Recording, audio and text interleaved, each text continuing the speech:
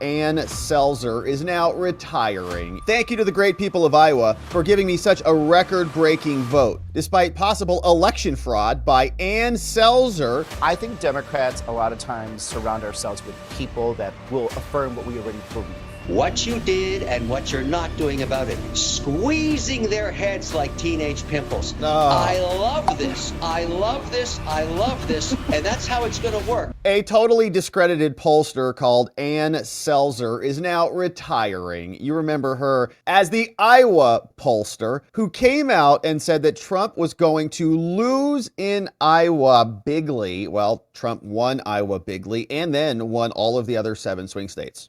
So she was a little bit wrong, and now she's going away. So Trump called this out, said a totally fake poll that caused great distrust and uncertainty at a very critical time came out from this woman. She knew exactly what she was doing. Thank you to the great people of Iowa for giving me such a record-breaking vote. Despite possible election fraud by Selzer and the now discredited, quote, newspaper for which she works. An investigation is fully called for. Now, the Des Moines Register posted this. She wrote a guest column, and this was the one, there's a lot of backlash to this because they were hyperventilating once this poll came out. They were reposting it, sharing it on all the cables, interview after interview. She went on Mark Halperin's show. Explain yourself. How are you finding that Trump's going to win Iowa? Because if he wins Iowa, it's over, right? He's going to win all the 7 swing states. Kamala's going to be like over 350, 400 electoral votes. All the lefty shows were hyperventilating about it. And now, turns out, it was an op, in my opinion. She dropped it, knew she was going to go somewhere else, and wanted to rig the outcome. And honestly, I think that these types of polls were useful because they gave people hope. And they grifted probably, how many millions of dollars do you think they grifted off this poll? Not her, but she gave it to the campaign. The campaign used it as cover. They sent it in their emails. Look at this, we're going to win. We just need a few more days. Millions of dollars grifted. Pollster Ann is now going to end her election polling after this recent disaster, moving to, quote, other ventures and opportunities. Oh no. She wrote this. She said,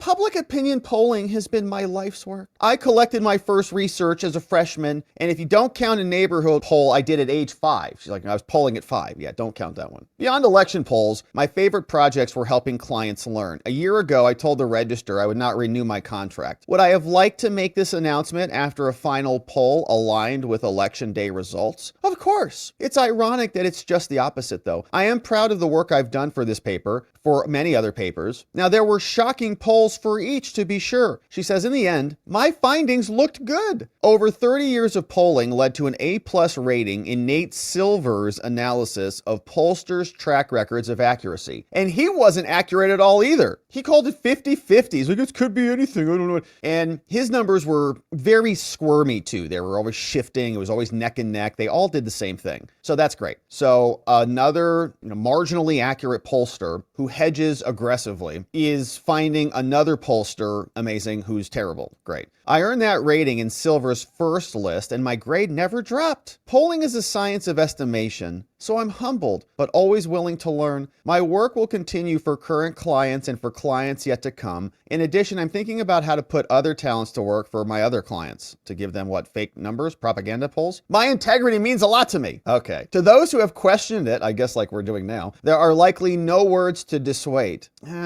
Probably not. I'm trying to think. Could you say, well, I'm just incompetent. I'm just incompetent. I just botched a poll. Okay, that I actually would buy that. For those who know me best, I appreciate the supportive notes and calls reminding me that what drew me to them as friends in the first place was my commitment to truth and accuracy, both of which you missed bigly here. Both in my professional and my professional relationships. Got it. All right, so she's leaving, and we'll say goodbye to her. This is Gallego. He is now in Arizona, going to be our senator-elect, and he was explaining the aftermath of the elections. Here's what he said. Go touch grass and meet real Latinos. What do you mean by that? I think Democrats a lot of times surround ourselves with people that will affirm what we already believe, or people from our same backgrounds, right? And so you have a lot of Ivy League candidates that hire Ivy League Latinos that don't actually come from a working class background. And most Latinos are actually working class. And sometimes we don't want to hear what they're saying. And I had the benefit of growing up in a working class. So I actually have, it's a big Latino family too. I actually have a really good,